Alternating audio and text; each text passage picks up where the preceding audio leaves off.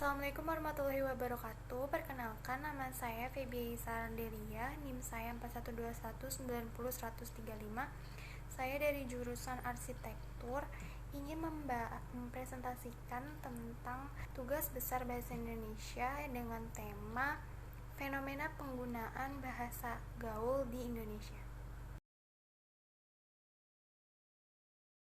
Jadi pertama-tama ada fakta.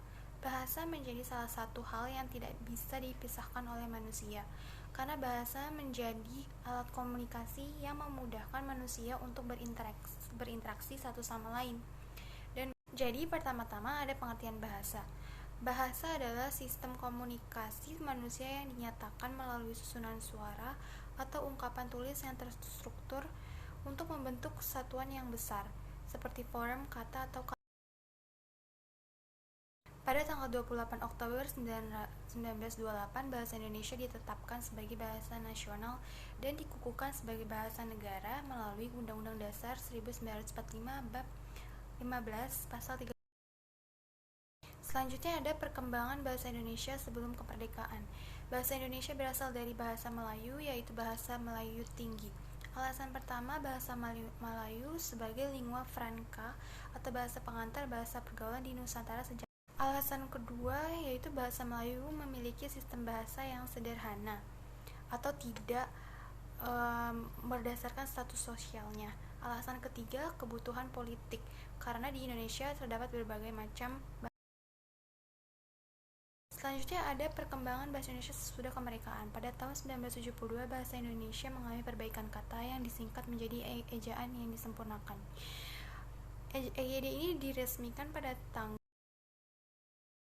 Selanjutnya juga ada pemakaian bahasa Indonesia sesuai dengan EYD. Bahasa yang baik dan benar dapat diartikan pemakaian ragam bahasa yang serasi dengan sasarannya, dan di samping itu mengikuti kaidah yang benar. Selanjutnya ada penyebab kesalahan penggunaan bahasa Indonesia. Kesalahan ini disebabkan oleh beberapa faktor, terutama negara Indonesia memiliki banyak beragam suku yang membuat perbedaan lingkungan, kebiasaan pendidikan. Tahukah kamu, bahasa prokem diciptakan oleh sekelompok remaja dalam kesehariannya. Bahasa prokem ini merupakan salah satu bentuk penyimpang bahasa Indonesia.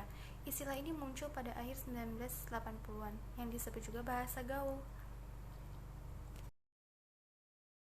Ini adalah contoh-contoh bahasa prokem yang ada di Indonesia. Aku menjadi gue atau gua, kamu menjadi lu atau lo, tidak peduli menjadi emang gue pikirin, singkatnya EGP, bodoh amat. Berikutnya ada upaya untuk mengatasi pergeseran bahasa Indonesia. Yang pertama ada kepedulian pemerintah akan bahasa nasional itu sendiri. Yang kedua ada kesadaran dari manusia atau masyarakat kita untuk menggunakan bahasa Indonesia yang baik dan juga benar. Baik, untuk kesimpulannya adalah di zaman ini bahasa gaul sudah banyak dikonsumsi oleh banyak kalangan. Tidak hanya remaja melainkan orang dewasa juga. Fenomena ini terjadi akibat perkembangan zaman yang kian mengalami kemajuan dari dunia pendidikan sampai teknologi, serta kurangnya kesadaran masyarakat untuk mencintai bahasa dan menggunakan bahasa Indonesia sebagai bahasa keseharian.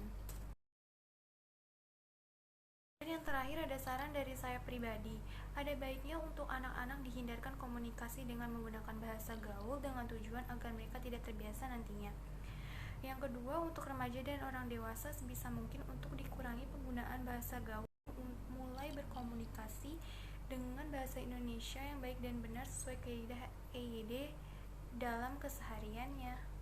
Sekian, terima kasih presentasi saya. Kurang lebihnya mohon maaf. Wassalamualaikum warahmatullahi wabarakatuh.